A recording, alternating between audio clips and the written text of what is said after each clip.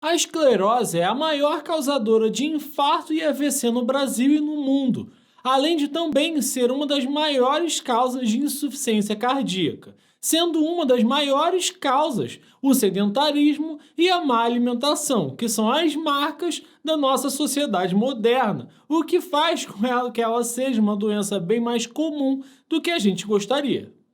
E aí, ficou interessado com esse tema? Então já deixa o like aqui embaixo, não espera até o vídeo não, que eu garanto que com esse vídeo não vai ficar dúvida nenhuma sobre esse tema. E se ficar, escreve aqui nos comentários que eu te respondo em poucas horas.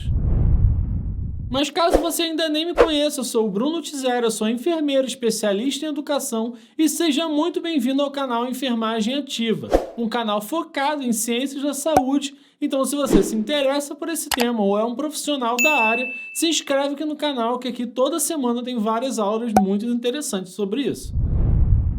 A aterosclerose é uma resposta inflamatória crônica a um acúmulo de gordura na parede de uma artéria.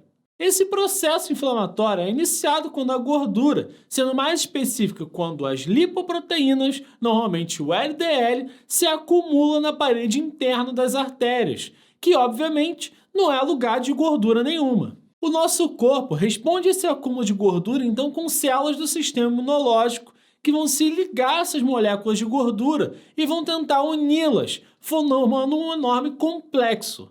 Então, entre as camadas da artéria, acaba se formando esse complexo que, conforme vai chegando mais moléculas de gordura, vai chegando mais células do sistema imune e isso causa, no decorrer do tempo, né, nesse acúmulo todo, vai acabar causando uma lesão à parede da artéria. E essa lesão chama mais células do sistema imune. E essas células do sistema imune acabam morrendo. E a morte celular acaba fazendo o quê? Chamando mais células do sistema imune e vai formando ali um grande bolo de gordura, célula morta e tudo isso dentro da artéria.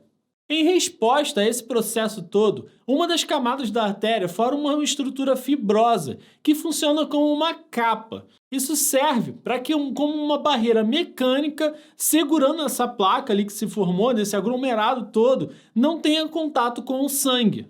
Até esse momento fisiológico, né, a gente não tem problema nenhum com esse processo. A artéria continua, como ela é um tecido elástico, ela consegue modular ali, né, para que esse aumento ali naquela parte do tecido se dilata, então na parte interna do vaso, né, não tem nenhum aumento ali, então não vai ter nenhuma parte de célula batendo ali, o que poderia causar algum dano celular ou morte ali das células sanguíneas. Isso não ocorre nessa parte aqui desse processo. E esse quadro aqui ele pode se manter por vários anos sem gerar nenhum tipo de problema e nenhuma consequência para esse indivíduo. O problema é que essa região pode acabar sofrendo alguma lesão, né? Lembra que formou esse tecido fibroso pode sofrer alguma lesão e expor essa placa que se formou para o sangue. O problema é que no nosso sangue a gente tem células, né, responsáveis por conter qualquer tipo de sangramento, né, que são responsáveis pelo processo de coagulação sanguínea. Então, quando essa placa é exposta para o sangue, né, essas células vão se agregar, vão se unir ali a essa placa. E aí a gente começa o problema. As plaquetas, que são as células que eu falei que são responsáveis por conter sangramentos, em conjunto com a placa formada, né, vai formar uma estrutura chamada de aterotrombo. Essa aqui já começa a ser mais perigosa, porque dependendo da localização que formou esse processo e da função plaquetária do indivíduo, né, esse aterotrombo pode crescer muito rapidamente, porque ali as células vão se unir, as plaquetas vão se unir a esse trombo e vão se unindo cada vez mais, formando uma placa muito maior, né? A gente vai formar um trombo muito maior que pode ir crescendo em questão de minutos e pode fechar totalmente a artéria, né? Então vai vedar totalmente a passagem de sangue, ou até parcial, né? E aí você vai começar a causar quadro de isquemia, que é quando alguma parte do corpo não recebe o sangue adequado, né? Então essa parte do corpo vai começar a sofrer danos por conta da falta de sangue. E esse aterotrombo ainda pode se desprender da artéria, né? Porque ali essa placa vai unindo as plaquetas daquele trombo, né? Mas ele ainda está presinho à artéria.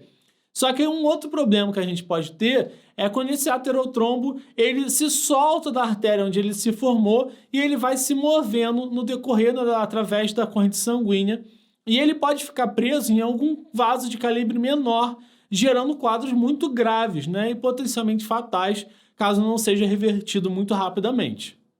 Os fatores de risco para o desenvolvimento da aterosclerose são elevados níveis de lipoproteína do LDL e também baixos níveis de HDL. Depois eu vou fazer um vídeo explicando sobre LDL e HDL, mas não é a ideia desse vídeo daqui. Outros fatores de risco são o tabagismo, diabetes, histórico familiar também de doenças coronarianas, o AVE isquêmico, ou seja, né, se já aconteceu algum quadro, alguma complicação desse quadro, é possível que você tenha esse quadro novamente. Então, quando você tem esse quadro, né, é muito comum você já ter algum tratamento, você já ter um acompanhamento melhor, né? Outras coisas também, como eu falei no início do vídeo, outro quadro de risco muito importante é a obesidade e o sedentarismo, né, que acabam, geralmente são acometidos, vêm juntos com o aumento do LDL, né, aumento do colesterol e todo esse tipo de coisa. O tratamento da aterosclerose é baseado nas causas. Então a gente vai ter medicamentos para diminuir o colesterol, vai ter medicamentos para diminuir a pressão sanguínea e também quando a gente tem a situação mais grave, a gente tem medicamentos que vão diminuir a ação das células de coagulação e que vai impedir então o aumento desses trombos e também vai causar também a diminuição dos trombos já formados, né? Mas o tratamento principal é promover mudanças de hábitos no indivíduo, né? Estimular a cessação do tabagismo, ou seja, fazer com que essa pessoa pare de fumar, ajudar no controle de peso, promover a atividade física para essa pessoa, não somente o controle da obesidade, mas também do sedentarismo, já que todos esses hábitos podem diminuir bastante o agravamento e o desenvolvimento de novos quadros como esse. Então era mais ou menos isso que eu queria falar sobre esse quadro. Se ficou faltando qualquer coisa, se você ficou com dúvida, escreve aqui nos comentários que a gente conversa mais sobre algum ponto que você não entendeu direito. Bom, um grande abraço e até o próximo vídeo. Tchau!